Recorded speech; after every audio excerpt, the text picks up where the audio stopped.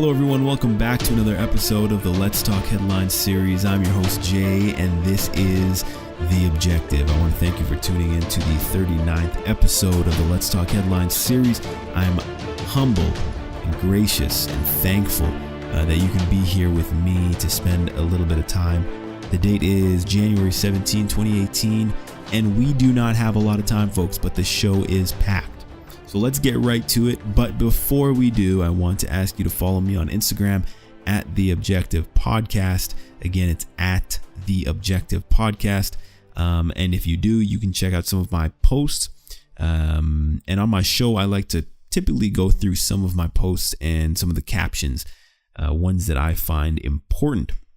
So with that, folks, we're going to look at Dr. Ronny Jackson, a physician to the president selected by former President Barack Obama in 2013.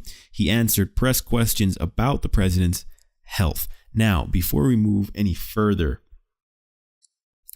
if you do pay attention to the media, to particularly left-wing mainstream media, they have a pattern of jumping between two.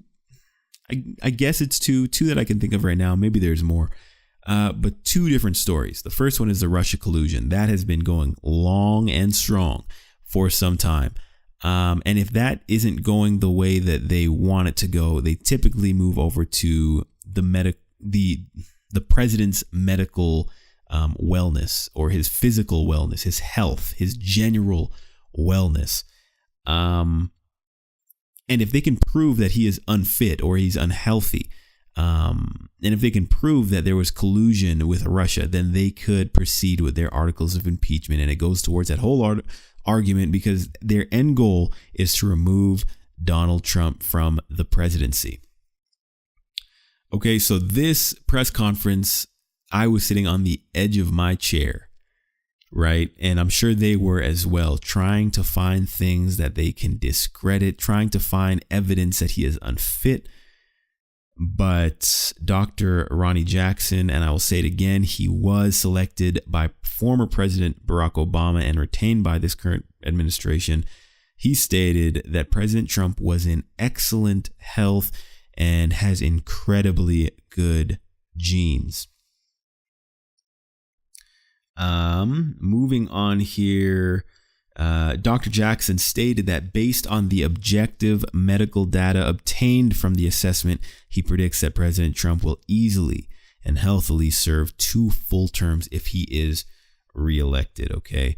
And before we move on to the next topic here, President Trump, he actually asked Dr. Ronny to test his cognitive ability, his cognitive sharpness, awareness. And this is basically combating the accusations that he's unfit for the presidency head on. And let's see what I have here. I say the media asked about President Trump's mental health, which was consistent with their negatively saturated coverage. And Dr. Jackson stated that by using a cognitive testing model out of Montreal, the acronym is MOCA, he had observed that there were no symptoms of mental or cognitive impairment. It should be noted that MOCA is not a psychological assessment. Okay. So yes, it screens for stuff like Alzheimer's, screens for stuff like dementia, but it is not a psychological assessment. Now, moving on to the next piece, and this is to do with the comments made in the DACA negotiation meeting between President Trump, several Republicans, and a Democrat. And it's alleged that in this conversation, it got heated and the president made a statement that has caught the internet on fire. He allegedly referred to nations such as Haiti and some third world parts of Africa as S-holes. Obviously, he used the vulgar term, but I'm not going to use it on the show today. He referred to Haiti and parts of Africa as S-holes, saying, why are we bringing people from these S-holes? Why don't we get people from Norway, and I think you might have listed another place. So before I go into my opinion on this whole thing, I want to make a statement that, society, we're in such a time and place where indictments are made publicly in the public realm, in the public sphere. Indictments are made without cooperation, without the full knowledge, without, knowing the facts, without knowing the context, without knowing, quite frankly, what exactly took place. And I think that's a dangerous way of thinking. It's a dangerous way of doing business. It's a dangerous way of serving justice. The fact of the matter is, folks, that I personally don't know what happened. Yes, I know the president has no filter, but no, and I will adamantly state no, the president is not a racist. And Martin Luther King's niece, Alveda King, stated unequivocally that the president is not a racist. Isaac Newton Ferris Jr., Martin Luther King Jr.'s nephew, stated that when we continuously expand the definition of what it is to be a racist, we weaken the word, we weaken the struggle, we undermine and marginalize the struggle of actual racism, the thing that was fought against, people died for, people died in. And to just, you have to look at Donald Trump's public life. His life was very public, and he was in the public eye for decades of his life. And not once was he accused of being a racist. But when he sought to seek when he sought the highest office in the land, the presidency, that's when these attacks come out. And any Republican or conservative that would try to sacrifice the Republican president out of hatred for him, just to get some praise, some temporary praise from the left, I think that speaks volumes. Now, I'll say this, folks, and simply because I don't know what happened and I'm not comfortable making an indictment, I'm not comfortable accusing the president, because I don't know what happened, I'll say this. If he did use those words towards Haiti and towards parts of Africa, it's completely inappropriate. And it shows an extreme lapse of judgment by stating that, whether it be his personal beliefs or, his personal beliefs that spilled out unintentionally, it shows an extreme lapse of judgment using that term in such a setting. Now, I'll say this, since I don't know what happened. If this is an attack from the media and the single Democrat that was in that meeting, to undermine Trump and to push another false narrative, time will tell. And there's something funny about the truth, but it always tends to come out one way or another. And then, I've quoted this before in a show, but you will know them by their fruits. Just because an apple tree says it's an apple tree doesn't mean just because an apple tree says it's a mango tree doesn't mean that it's a mango tree. So I'll leave that at that. But I was interested, after Alveda King and Isaac Newton Ferris Jr. Defended the president and said, he's not a racist. And, just because you may say something that could be perceived as racially insensitive, that doesn't make you a racist. And I was just wondering, I said, what? At that point, Martin Luther King's family, at that point, the media is going to, throw in the towel and say, all right, the gig is up. We know he's not a racist. No, that didn't happen.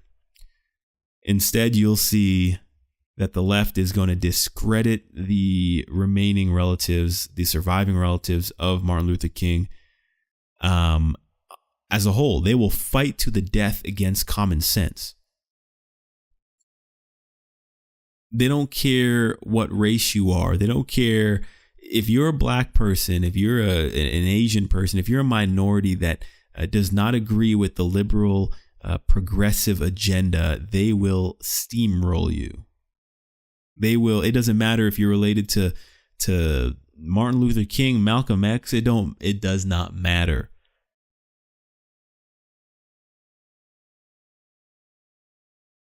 And like I said, we have to get away from that mentality that just because I don't put it past you to do something doesn't mean that you should be indicted because someone thinks you did. Does that make any sense? Just because I don't put it past the president to say the word at least, doesn't mean that because someone said that he used that word that he's guilty. We have to be a bit more critical than that. We have to think a bit more critically than that and not take everything at face value. I don't think the president's a racist.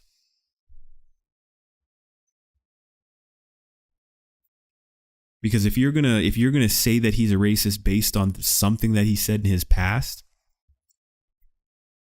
you also have to consider the positive things that he has done for African Americans. If you're going to say that he's a feminist because of something that he said to a particular person in his past, then you also have to take the times when he's empowered women and kept them in high positions. Sarah Huckabee Sanders, his spokesperson, Nikki Haley, the ambassador to the UN. You have to look at it the whole way. When you are very selective with certain anecdotes, and you establish a way of thinking based on particular anecdotes that only fit your narrative,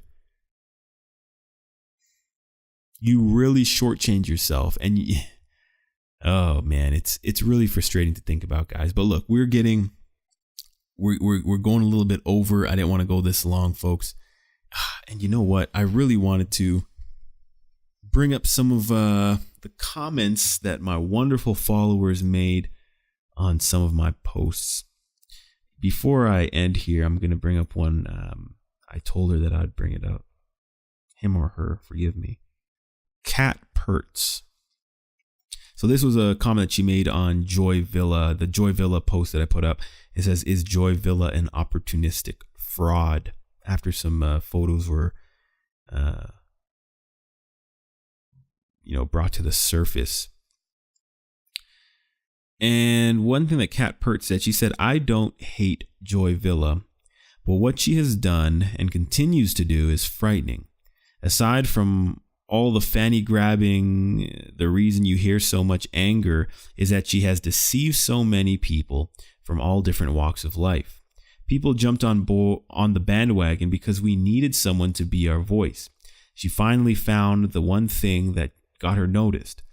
And she has, in brackets, "dressing almost naked at the Grammys didn't work, selling her music. But that MAGA, the hashtag MAGA dress, certainly did.